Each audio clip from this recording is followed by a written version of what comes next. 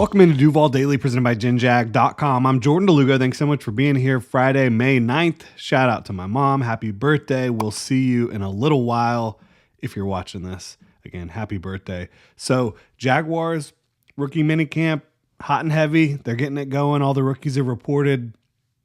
It's an exciting time of the late spring, early summer here. They're going to get out on the grass, and fans are going to be able to attend tomorrow. I'll be out there with the rest of the local media and kind of taking a look at what the Jaguars have in Travis Hunter. And we'll do a little preview of rookie minicamp later today. But right now, I kind of wanted to offer some hot takes for the Jaguars in 2025.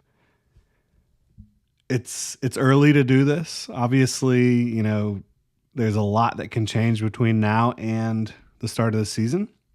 But the roster is pretty much set. Could there be slight alterations, moves here and there? Yeah, I mean, the Jaguars only have 89 players right now. They'll probably add somebody, whether that's a young guy or a vet. Don't know yet. But you can pretty much look at the roster when it comes to the starting offense, starting defense, most of the reserves, the special teams units, and say that it's pretty much set. So I think it's an appropriate time to start having some takes.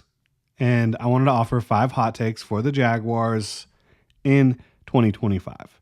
And if you've been paying attention this week, one of these takes, first take that we'll get to, kind of builds off of a show we talked about the Jaguars passing offense, passing attack earlier this week. I said I think that they'll have a top 8 overall passing attack in the NFL, top 5 in the AFC. I think they'll have a top 8 offense in the NFL. And that is going to be on the back of the passing game. What Liam Cohen can do with having those easy buttons, having a, route concepts on a given play that kind of match up with the footwork, match up with the progressions. It's all going to be a little bit more cohesive. And then you're also going to have the screen game. I think you're going to have better blocking schemes and better coaching up front with the offensive line. I think you've got better receiving talent when you talk about Brian Thomas Jr. in year 2, Travis Hunter coming in, De'Ami Brown as well. Obviously, Brenton Strange still there. Travis Etienne, an underrated receiving back, in my opinion.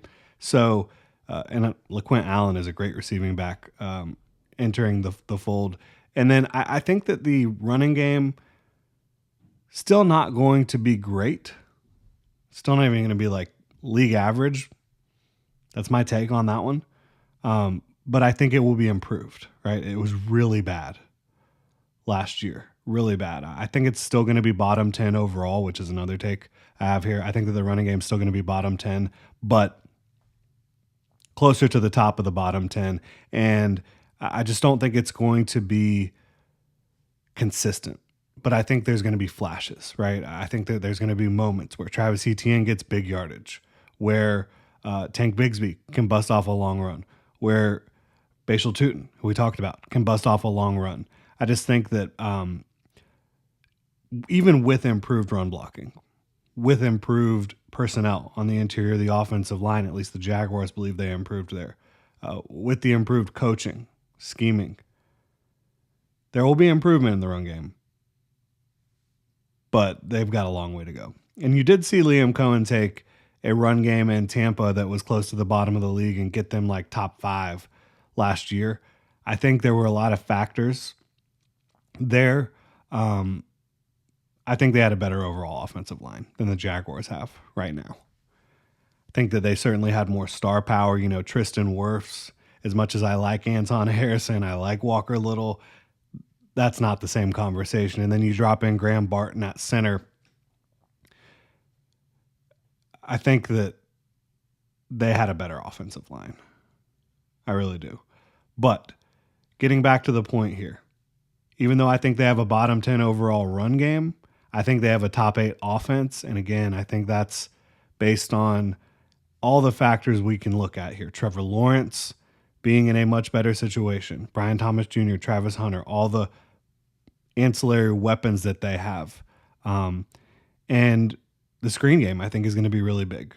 They've got a lot of guys that can really execute the screen game at a high level. Liam Cohen is one of the best when it comes to the screen game in terms of play calling and designing and getting his guys to be able to execute. So top 8 overall offense.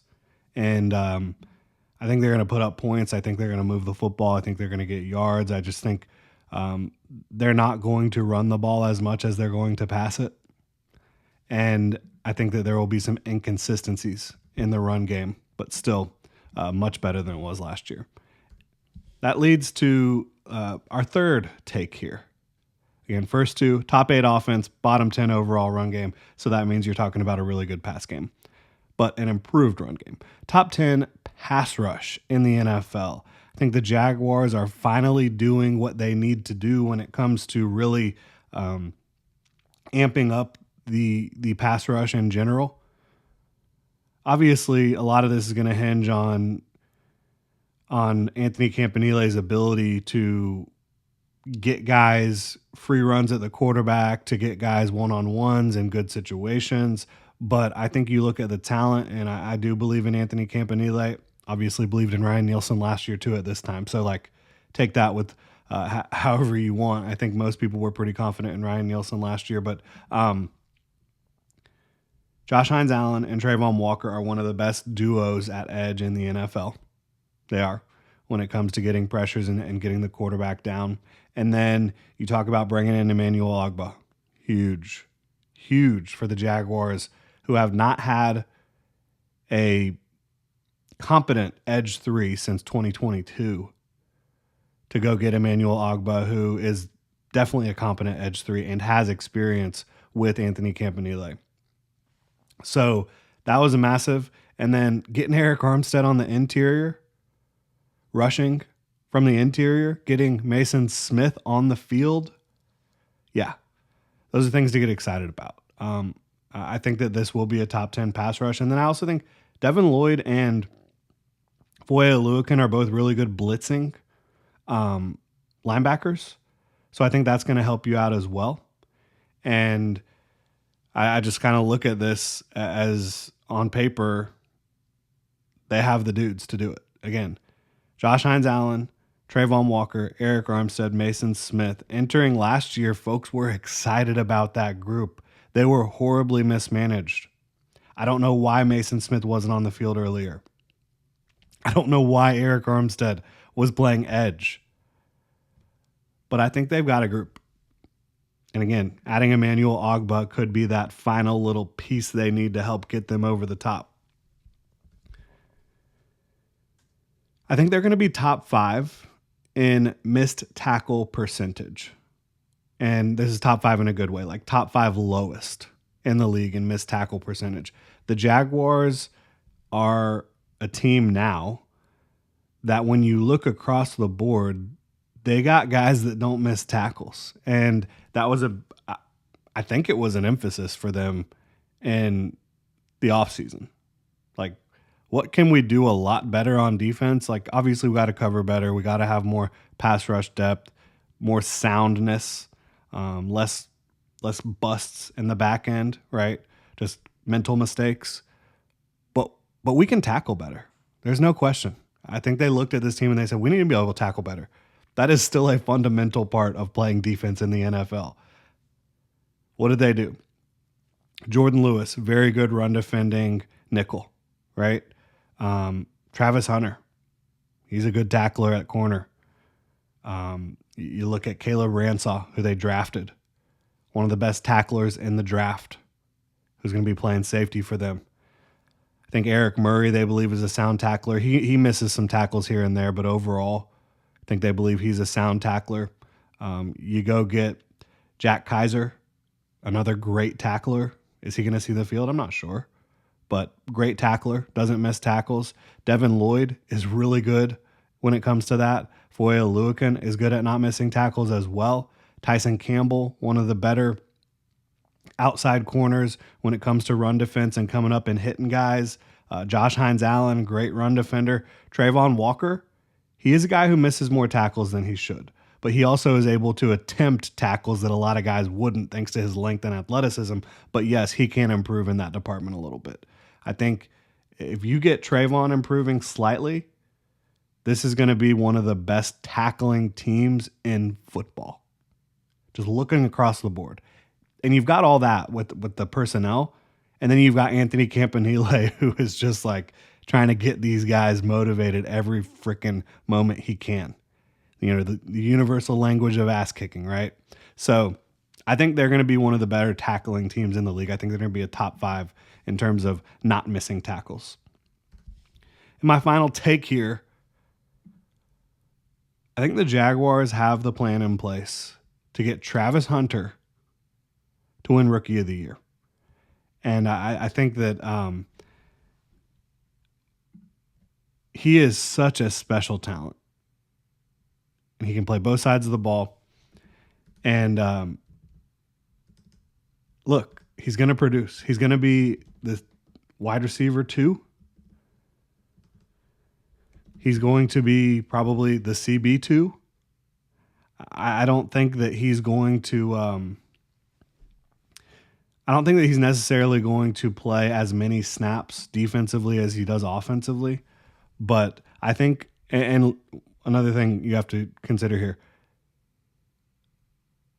there is an offensive Rookie of the Year and a defensive Rookie of the Year. I think he's going to win one of those. So whether it's offensive or defensive, I think he's going to win one of them. I think defense might be easier, although you look at offensive Rookie of the Year, a lot of times it's a quarterback. Last year it was Jaden Daniels. A lot of times defensively it's a pass rusher. But if he at corner can get his hands on the football a few times, or at receiver can be, the touchdown machine that he should be and yards guy that he should be, I think he's going to win one of those. I think the Jaguars have a great plan in place. I think defenses are still going to focus more of their attention early on Brian Thomas Jr. That's going to give Travis Hunter an unbelievable opportunity to produce. So I have Travis Hunter. I think it's more likely he wins Offensive Rookie of the Year. I think he's going to play more snaps offensively. But I have him winning one of those Rookie of the Years. I just think he is an undeniable talent who is going to continue to break down walls. And that's what the Jaguars want him to do here. I think that's what he's going to do. He was the number 1 prospect on the board for me, whether you're talking about offense or defense, whether you're talking about wide receiver or corner. And the reason I look at offense, Cam Ward could. There's a lot of question marks overall with the Tennessee Titans. I don't think that he's about to have a Jaden Daniels type of rookie year. That would honestly shock me.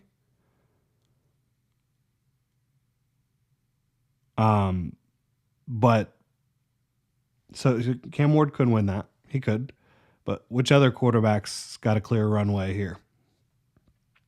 So I think Travis Hunter is going to win one of those Rookie of the Years.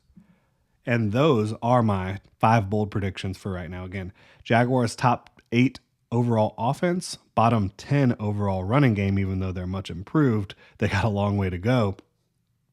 And I think that running back could be a need next year. Depends on how Bashal Tootin and LaQuint Allen acquit themselves this year, but I think it could be a need. Obviously, Tank Bigsby as well. So you got those two. You've got top 10 pass rush. You've got Travis Hunter winning one of the Rookie of the Years. And then I also had a team here that does not miss a lot of tackles. Top 5 in terms of not missing tackles in the league. Let me know what y'all think. Give me a bold prediction, a hot take in the comment section below. And if you enjoy the content, please like and subscribe. Y'all have a good one.